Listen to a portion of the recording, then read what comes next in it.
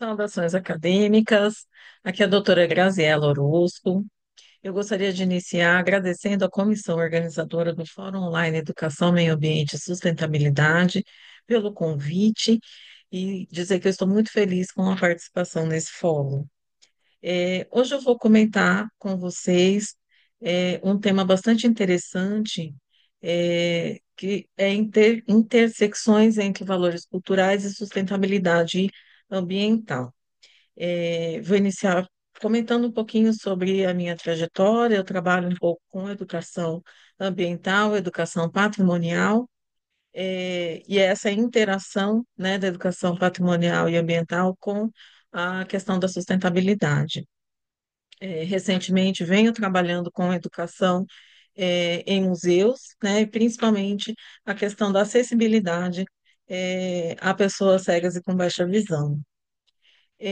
Então, vou falar um pouquinho com vocês sobre a interação, né, entre esses valores culturais e sustentabilidade ambiental, que revela a profunda conexão entre as tradições, crenças e práticas de uma comunidade e a preservação do meio ambiente. Então, muitas culturas ao redor do mundo, elas possuem valores intrínsecos que promovem o respeito à natureza, como a visão de que esses elementos naturais, eles são sagrados, ou a ideia de que os recursos naturais, eles devem ser usados de forma equilibrada e responsável por serem vivos, né? Como todos nós. E esses princípios, transmitidos ao longo de gerações, muitas vezes eles se alinham com os conceitos modernos de sustentabilidade, como a conservação de ecossistemas, o uso consciente de elementos da natureza e a redução de impactos ambientais.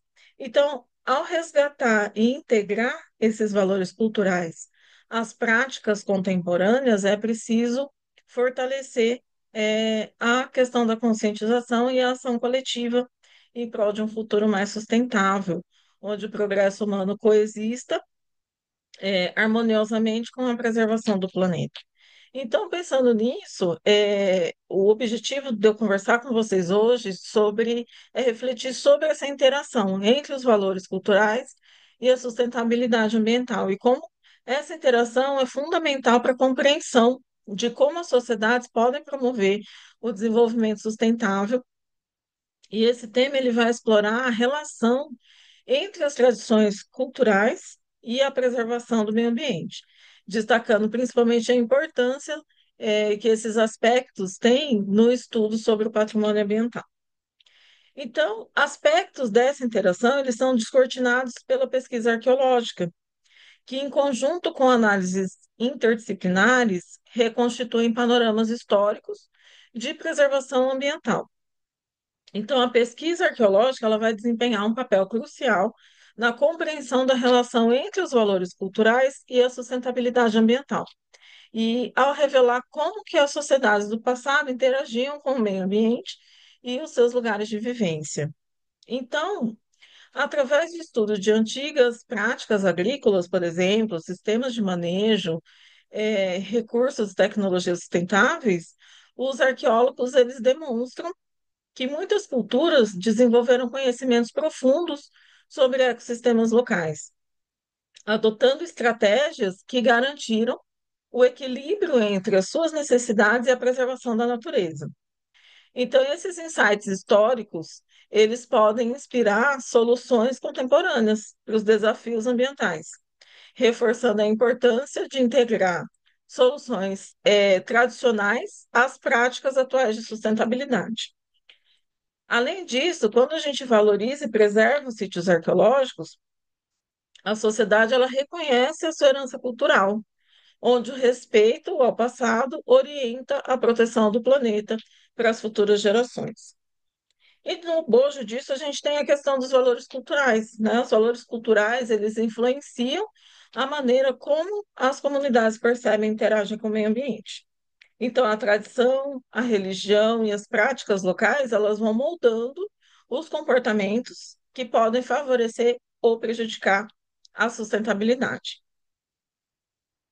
Então, como ponto de conexão, né, como no caso das sociedades capitalistas industriais, elas são guiadas pelas aspirações positivistas, né?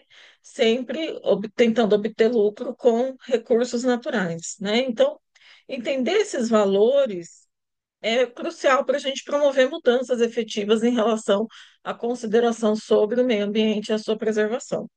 Então, nesse caso, é importante se valorizar o sentimento de pertencimento, que envolve as relações de determinados grupos sociais, e estabelecem com seus lugares, que vão além do mero estabelecimento de moradias ou do exercício de práticas produtivas, por exemplo, né?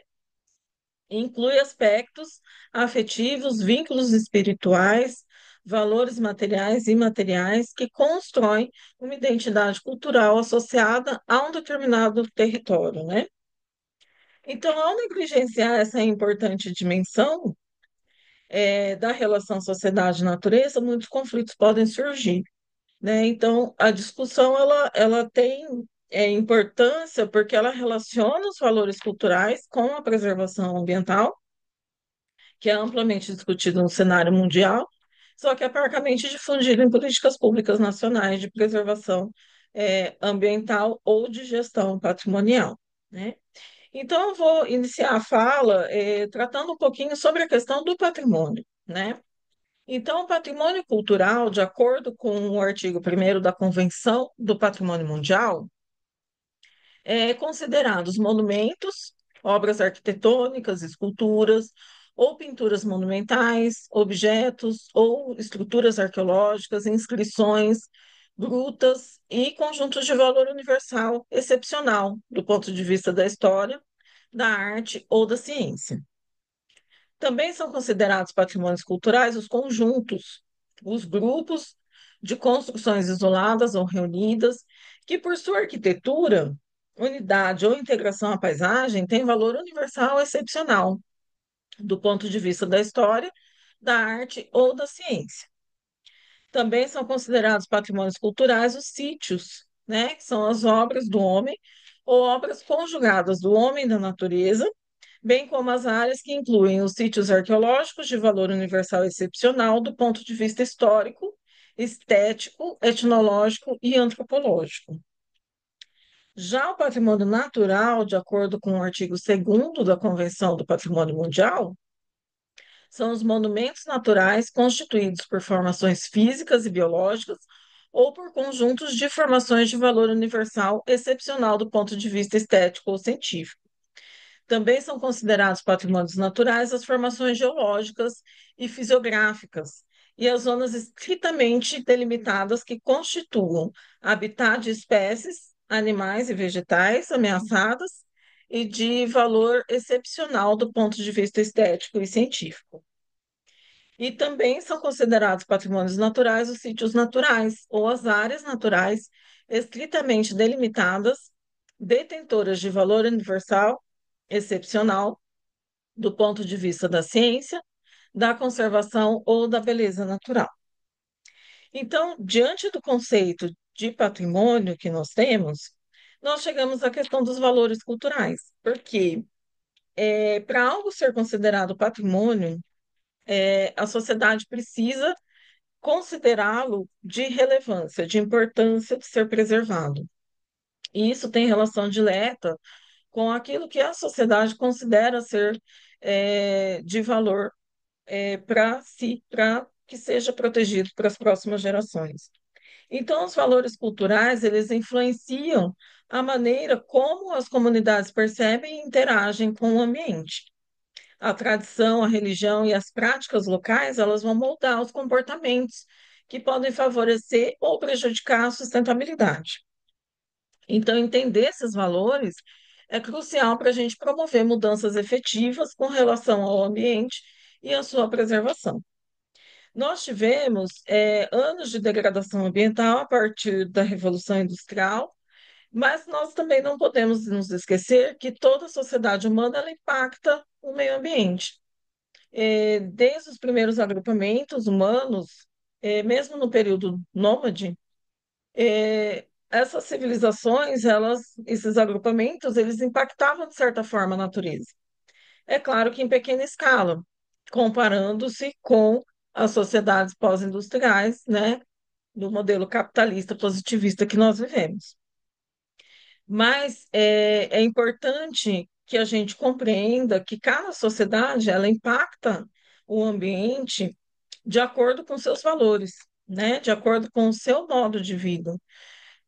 E esses valores culturais, eles vão determinar a forma e a quantidade de agressão ambiental, né, que é realizada, com relação ao meio ambiente, de acordo com esses modos de vida.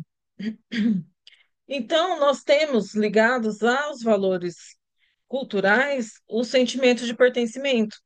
Então, esse sentimento de pertencimento, ele envolve as relações de determinados grupos sociais e estabelecem com um determinado lugar, que aí vão além do mero estabelecimento da moradia ou do exercício de práticas produtivas para a sobrevivência, por exemplo. Isso vai incluir os aspectos afetivos, os vínculos espirituais, os valores materiais e imateriais que constroem uma identidade cultural, que é associada a um território específico. Então, para Varrine, por exemplo, o Hugues de Varrine, todo o território ele vai se compor de dois recursos, né? Os recursos humanos e os recursos patrimoniais. Então, juntos, os recursos formadores do território, eles são caracterizados pelo território tangível, no qual se incluem as paisagens, o ambiente construído, os monumentos, os bens físicos, privados e coletivos, e pelo patrimônio intangível ou imaterial, que confere identidade a esse patrimônio. Por estar no âmbito das ideias, no âmbito do sentimento, no âmbito da valoração cultural, o patrimônio imaterial, ele é passado de geração a geração.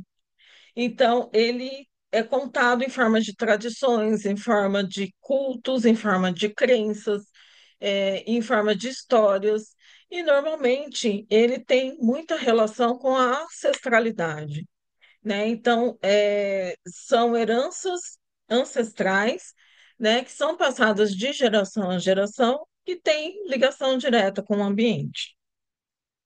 Então, ao negligenciar essa importante dimensão da relação sociedade-natureza, muitos conflitos vêm sendo gerados, enquanto oportunidades são perdidas e potenciais parcerias são subestimadas.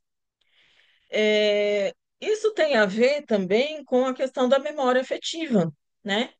Então, o vínculo de pertencimento e noções de respeito e cuidado das populações humanas com os espaços naturais, eles são determinantes na sua forma de ver e de se relacionar com a natureza. Então, a maneira que você se relaciona com o seu espaço de vivência é o que vai determinar a, a produtividade que você vai ter com relação àquele lugar, né?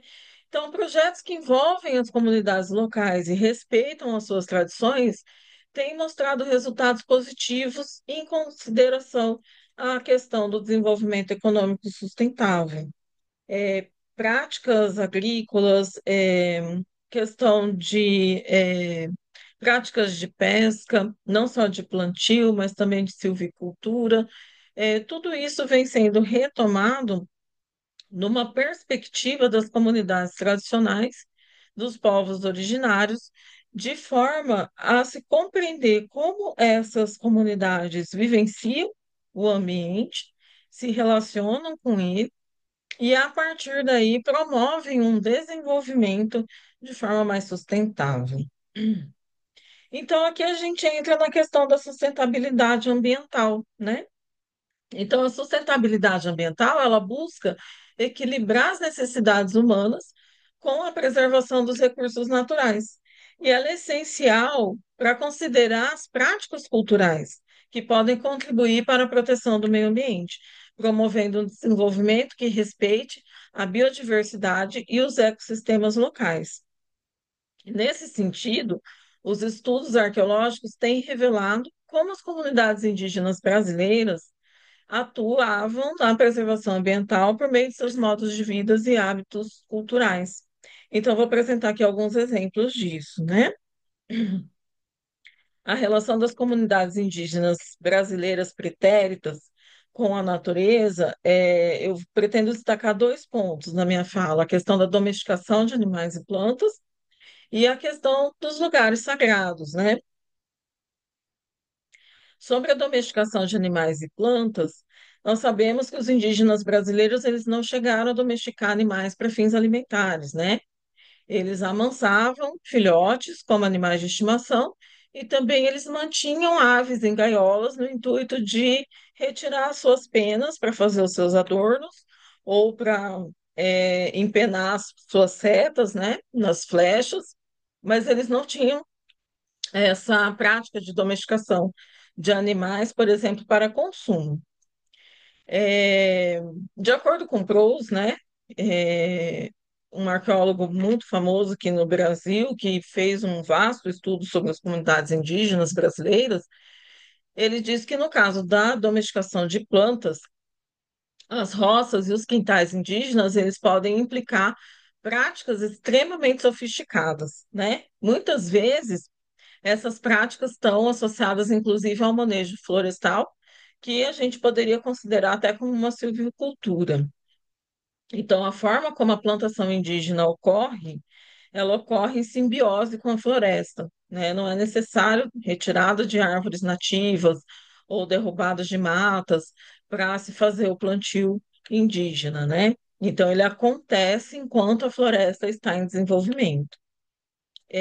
Então, enquanto o meio ambiente ele pode ser considerado um conjunto das condições naturais dentro das quais os seres vivos e o homem em particular se insere, a paisagem corresponde a essa interpretação do que fazemos desse entorno e as modificações que nele provocamos. Então, quando se observa a paisagem, nós observamos uma paisagem modificada.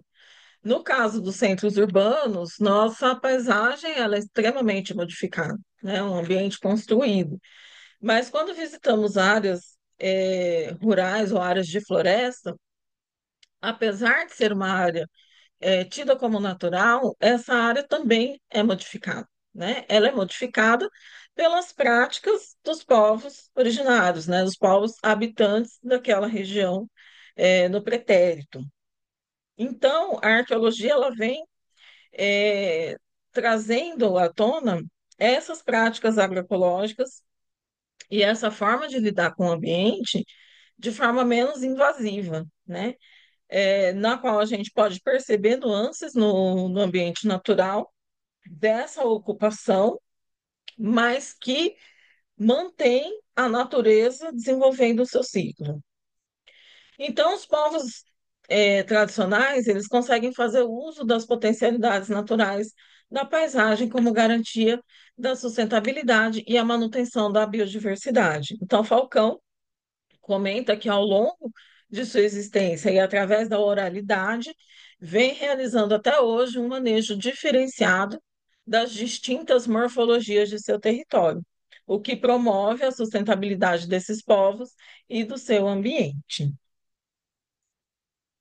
Já com relação aos lugares sagrados, é, eu já havia pesquisado alguma coisa lá atrás, durante a minha formação, sobre lugares sagrados para determinados povos, determinadas culturas. Eu sempre gostei muito de estudar religiões, né? Estudo religiões desde a minha primeira formação em história, e sempre foi um assunto que me interessou bastante, né? Porque os lugares sagrados são importantes para determinadas comunidades. E aí, recentemente, me deparei com uma tese, né, da Érica Fernandes Pinto, que ela foi publicada em 2017, na qual ela relaciona esses lugares sagrados com as áreas de preservação, né? E eu achei muito interessante, porque realmente grande parte desses sítios naturais sagrados, como ela coloca, né, eles estão em áreas de preservação, né? Então, para contextualizar, né, nos dizeres de Fernandes, esses lugares sagrados, eles são reconhecidos em diversas partes do planeta, né, não só no Brasil, mas no mundo todo, são documentados e existem legislações ambientais que preservam esses sítios naturais sagrados, né? Então, esses lugares, tidos como lugares encantados, Eles expressam valores espirituais ancestrais e a visão de sacralidade da natureza, de vários grupos sociais, sendo considerados elos entre a diversidade biológica e cultural. Então, não só para as comunidades tradicionais de um determinado lugar, mas determinados sítios ao redor do mundo, eles são visitados, inclusive, por populações distantes daquele, daquele ambiente, né? Então, a pesquisa dela, ela constatou aproximadamente 500 sítios naturais sagrados presentes em mais de 100 unidades de conservação no Brasil, e a maioria delas transformadas em parques nacionais, né? Então, a gente percebe como que a comunidade, ela acaba contribuindo, né, para a preservação ambiental por meio dos seus rituais, dos seus valores culturais, das suas tradições, né? Então, os sítios naturais sagrados, eles são entendidos como áreas de terra ou de água com significado especial, né, espiritual especial para determinados povos e comunidades. Então, alguns exemplos desses sítios aqui no Brasil são o Monte Roraima, né, Fernando de Noronha, temos também a Pedra Furada no Parque Nacional Jericoacoara, no Ceará, Lençóis Maranhenses, né, no Maranhão, isso para falar alguns sítios naturais que têm pouca interferência, né, de construções. E aí a gente tem alguns desafios, né, com relação à preservação ambiental, tanto nos sítios sagrados como em áreas de proteção, em áreas de territórios indígenas, né? Então, a interação entre esses valores culturais e sustentabilidade, ela vai apresentar alguns desafios significativos, né? Como, por exemplo, a questão da globalização, né? A informação, o acesso à informação e a informação que é vinculada, distorcida por vezes, né? Descaracteriza as tradições. Eu ministro aulas na rede também, além da faculdade, e aí o que eu percebo entre os alunos, principalmente de ensino médio, né, é a questão dessa descaracterização das tradições, né, de como consideram que o indígena, principalmente o indígena brasileiro, ele ainda tem aquele estereótipo, né, de incivilidade ou aquela noção de que são uma cultura, fazem parte de uma cultura inferior, não só uma cultura diferenciada, mas também uma cultura inferior. E aí, quando eu apresento nas minhas aulas, né, os trabalhos que são desenvolvidos, indígenas defendendo teses, comunidades indígenas gravando seus próprios documentários, enfim, ocupando espaços, né, eles ficam impressionados, né? E isso, infelizmente, é uma questão cultural, né? Vivemos ainda sob a sombra do positivismo, né? Essa questão eurocêntrica, ela está muito enraizada na nossa cultura e são falas que precisam ser desconstruídas, né? Aos poucos, principalmente no interior da educação básica, precisam haver reflexões nesse sentido, né? Então, ao mesmo tempo que essas comunidades elas sofrem com esses tipos de estereótipo, também oferece oportunidades para inovar e criar soluções sustentáveis que respeitem as culturas locais, né? Promovendo um futuro mais equilibrado. Exemplo disso são as escolas bilíngues, né? Os museus dentro das terras indígenas e várias outras iniciativas, né? Então, com relação aos povos originários e à preservação ambiental, eles são tidos, infelizmente, como minorias ambientais, né? Porque dependem do ambiente e esse ambiente foi tão desgastado, degradado, em razão desse processo de industrialização, né, que os países foram envolvidos e a questão de considerar elementos da natureza não como vivos, mas como recurso, né, para uma indústria sempre crescente e sempre em transformação, eles acabaram sendo os maiores prejudicados, né? Tanto os povos originários como as comunidades tradicionais, que são múltiplas, né? Então, ao mesmo tempo que essas minorias ambientais elas sofrem com a perca das áreas verdes primordiais, elas também acabam se figurando como elementos importantes na questão da preservação ambiental, né? Um desses fatos é a questão da promulgação de legislações, né, que amparam territórios indígenas. É claro que não seriam os territórios originais, porque a demarcação ela não respeita os territórios indígenas originais, né, os territórios indígenas em sua essência, mas sim pequenas reservas, né, que fazem parte de um pequeno território a qual eles são relegados, né? Mas a reprodução das tradições dos povos, elas protegem os ecossistemas e biomas, em razão da forma como eles se relacionam com o meio ambiente, né? Então, é, Yoshida vai encontrar no direito é, uma questão bem ligada à questão da preservação ambiental e à proteção dessas minorias ambientais, que são tão importantes para a questão da preservação do meio ambiente.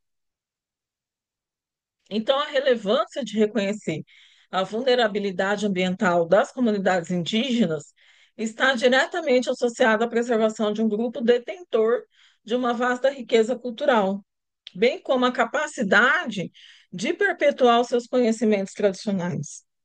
Então, isso se deve à profunda interdependência entre as suas condições naturais de existência e o território que habitam, que é essencial para a sua preservação, para a sua sobrevivência e a continuidade cultural. Então, no próprio direito, a gente consegue encontrar a manutenção, né, a necessidade de manutenção dos territórios é, protegidos, mas também a garantia de que essas comunidades elas tenham um espaço e condições de continuar perpetuando suas tradições, né? Então, isso está previsto no direito brasileiro. Então, exemplo disso, relacionado com a questão da pesquisa arqueológica, vem acontecendo com o povo tupari na Amazônia, por exemplo, né? Ele foi alvo de uma pesquisa arqueológica grande, que inclusive contribuiu para demarcações, né, de áreas. Mostra como a arqueologia contemporânea ela pode atuar como uma ferramenta de fortalecimento territorial dessas populações tradicionais amazônicas, né? Então, achados arqueológicos como terras pretas, vestígios de grandes assentamentos, são provas da presença desses povos em suas terras ancestrais. E, atrelado a isso, a própria observação da paisagem nos traz como elementos do desenvolvimento sustentável, ao qual essas comunidades podem contribuir, né, para as futuras gerações. Então, a título de conclusão, né, a interação entre esses valores culturais e a sustentabilidade ela apresenta desafios significativos, né? Como eu já falei, o processo da globalização e a descaracterização de tradições, que eu acho que é o mais implicante, né, no imaginário da sociedade atual capitalista, ainda sob a sombra do eurocentrismo, né? No entanto, também oferece oportunidades para inovar e criar soluções sustentáveis que respeitem as culturas locais, promovendo um futuro mais equilibrado.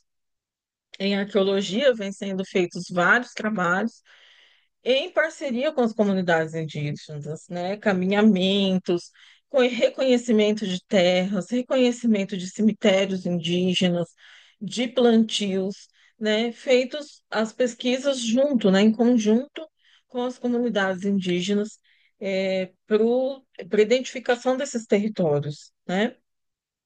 Então, os vínculos de pertencimento e noções de respeito e cuidado das populações humanas com os espaços naturais, eles são determinantes na sua forma de ver e de se relacionar com a natureza.